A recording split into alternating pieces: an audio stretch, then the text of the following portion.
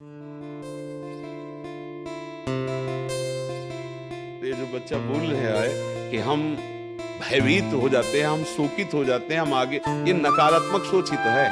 क्यों है? क्योंकि आधार नहीं है। आधार हो तो फौरन उसकी काट है। भगवान है ना, प्रभु है ना, ऐसा कैसे हो सकता है?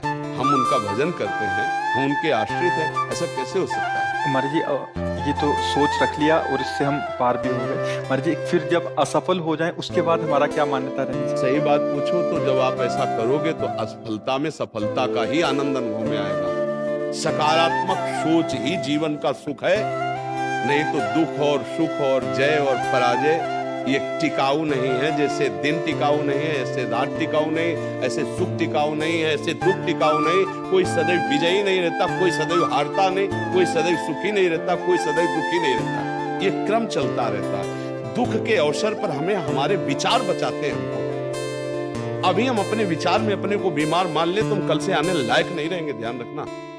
हम आज अब भी नहीं मानते कि हम बीमार हैं, तो हमारी निगेटिव सोच जो है ये बिना भजन के नहीं जाएगी।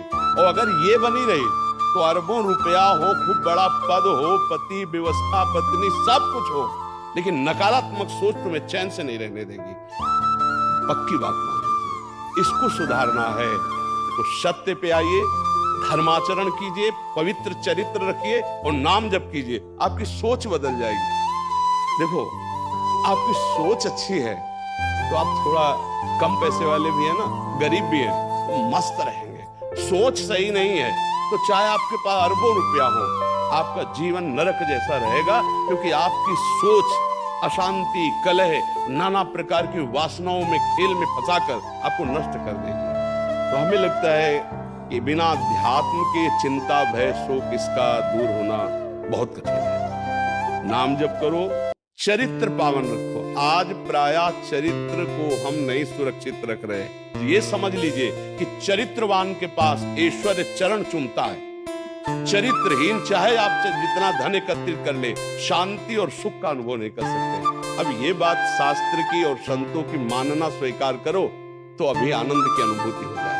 हमारा चरित्र देखो, हम राम चरित्र गाते हैं। राम जी रघुवंश में प्रकट हुए और रावण उत्तम कुल कुलस्त करना थी, ब्राह्मणत्व उत्तम कुल कुलस्त करना थी, लेकिन चरित्रहीन हो गया तो राक्षस कहा गया। समझ रहे? चरित्र गाते हम, राम चरित्र गाते हैं। मां केवल अंतर है, वही बड़ी रा उसमें भी लगी हुई है। रा वही भगवद अंश है, जय विजय और कोई दूसरा नहीं। ये लीला करके दिखाया कि एक चरित्रहीन हो गया तो राक्षस है, चरित्रवान वही भगवान, सब में भगवान है, वही अब लीला कर रहे। देखो, हम अपने चरित्र को पावन रखें, हम धर्म से चले, नाम जप करें, तो अब कहीं भी आपके अंदर नकारात्मक भाव आपको परास्त नहीं कर सकता।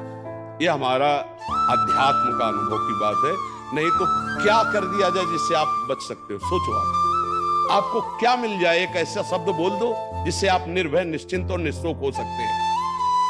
एक बोलो कि ये मिल जाए तो मैं बिल्कुल निश्चिंत हो जाऊंगा और आज से कोई कामना नहीं करूंगा।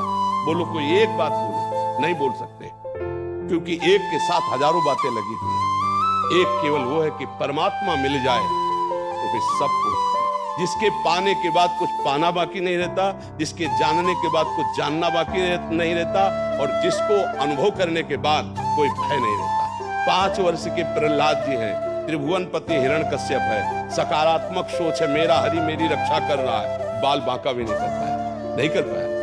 हाँ, अगर हमारी कभी पराजय होती तो उस समय भगवान इतना बल देते हैं, इतना सुख देते हैं कि वो पराजय क्षण में नष्ट हो जाती है, हमें शोक नहीं होता। देखो, बड़े बड़े भक्तों को पराजय का मुख देखना पड़ा। धर्मराज युधिष्ठिर अभिषेक हुआ, इंद्रप्रस्थ के सिंहासन पर चक्रवर्ती सम्राट पद पर बैठे, कपटियों ने कपट करके परास्त किया। 12 वर्ष का वनवास, 1 वर्ष